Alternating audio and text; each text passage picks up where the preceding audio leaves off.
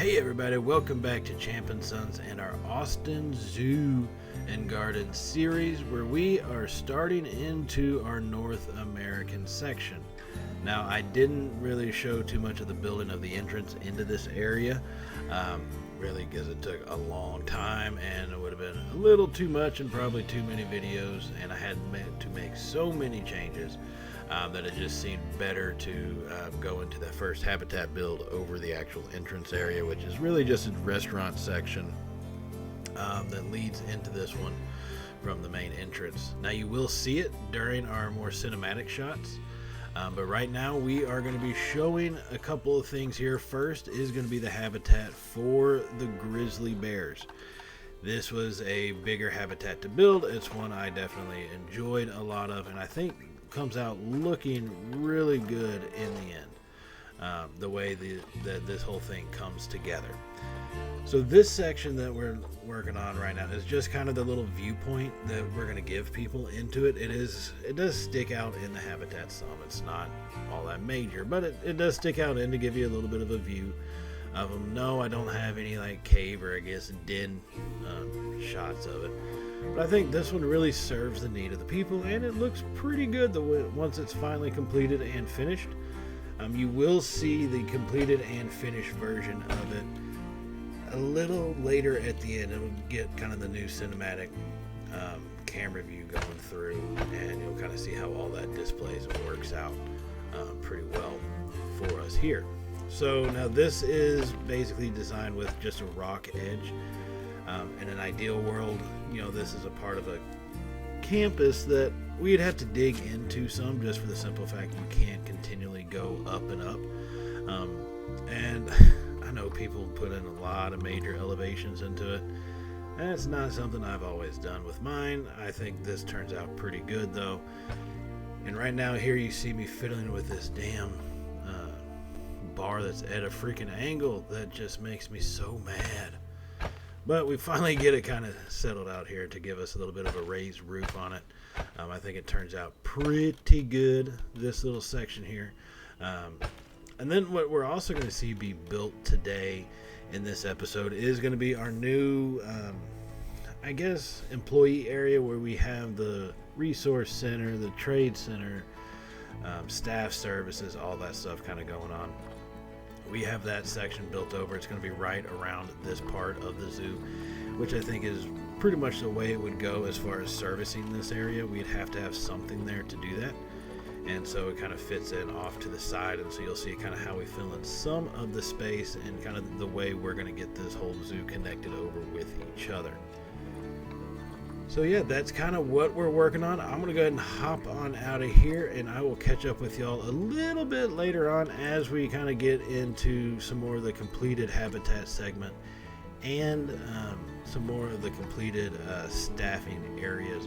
So I will be back with y'all shortly, but other than that, enjoy the build, everybody.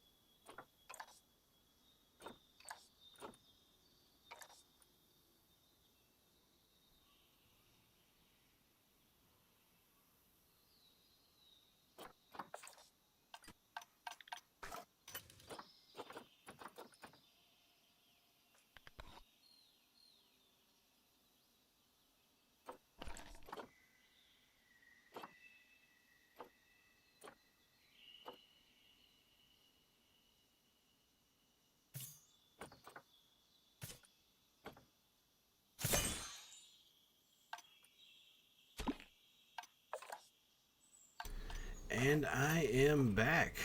And here we are, as you see, everybody. We finally have the grizzly bears down in their territory and or their new habitat. Now, for those of y'all who have seen the series and the previous episodes, know I like to put the animals down into the habitat and kind of design it around them. Animal welfare is turned off, right? So it's always going to be at 100%. But I like to give them, a lot of space, but also make sure that they would feel comfortable in here. And the hardest part with the grizzly bears, in reality, at least what would be the hardest part, now I could force them to be in trees that are more native to Austin, Texas, but there's no grizzly bears here, so odds of that working out very well or them being very comfortable would just be pretty slim to nil. So we are going to go with trees that are more common for their areas. And since they are pretty foresty, where we do have a lot of the trees, I am going to kind of group them up together just to, at least try to make the bear feel a little bit more comfortable in its habitat. That it sees it, and while it has these wide open spaces, which can happen naturally in the hillsides and stuff, there's also a lot of tight forested areas that they could go to and hide out in if they ever wanted to. So we have a lot of different little opportunities for them to get some reprieve from being around people and out in the open. Now, what we are looking at here, okay, this is going to be really, it's trying to figure out, one, I was looking for there's used to be at least a piece that's a massive tree log. I may not have that pack. I can safely say I have nowhere near downloaded all of the packs. One, costs money. I got 5 kids, so I got to pick and choose, right? But other than that, it's kind of also just to really kind of dress it up some, to give the bears something that they can go around, go over, add a little bit more liveliness to their habitat zone, which is what we are going to do. First thing to add that is I'm looking to put in a waterfall. Now, there are the regular kind of waterfall setups, but I choose not to go with one of those, like the midsection, as you see, kind of right there. So I decided to go with the actual formed ones that I think I like those. I like the way they look, and you can put the rocks around them to really hide out the outline outside of them, as most people have played this game at least once or have seen a video of it. Can be done. But it makes it look pretty good, and there we are checking the peak point of view, which in reality I like how it looks, right? I really do. I think it comes out pretty well seeing it from that point of view for a person, and I think the bears enjoy having that little water area that they can get some swim time in, so it kind of works out for them in the end. Now, another thing that we are going to look for, we're putting in, obviously, their food around areas where they can be seen by the people. Same thing with the water, because you want them to be able to at least interact to a degree, right? You need some form of interaction with them. As far as the guests go, that doesn't put their life in danger. So we put the food and the water in the area where they can be seen. That's pretty commonplace for us and how we operate.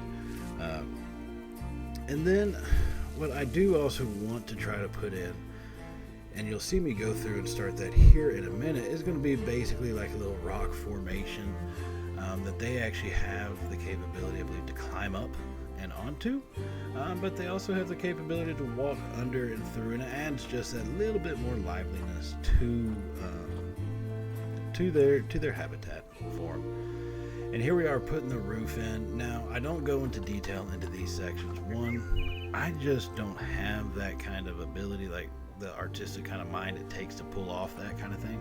I don't have it. So, I've tried to do it before. It just doesn't work for me. So I really don't design the areas where the animals go in unless it's going to be viewed by people. In this sense, it's definitely not. It's just another area of reprieve for these massive, massive predators. So I do kind of just block that off and cover it up. No real design. Give them a little bedding in there to lay down in and all that fun stuff. And then also definitely try to hide the building from them, because I'm not sure how many grizzly bears are used to looking out from their forested area and seeing big ass brick buildings. Just not sure that's how things normally go down in the woods. Not like they see massive rock formations and stuff either, but hey, it is what it is at this point. And here you are seeing us kind of put this in. This was a fun little adventure for me. Quite honestly, I've put something in like this before. I've practiced doing it before, just not in this, for this animal, and yeah. So see here, the first time, way too small. Fella climbs up on it, and yeah, look, nothing he can do about it. So got to make a lot of changes to that, but eventually we get it to where they can walk under it, and it's like a little crossover for them. I think it looks great.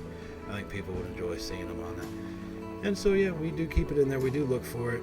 We do continue to kind of build it around and redesign it some as we go in through here. But this is just the first habitat in the North American zone.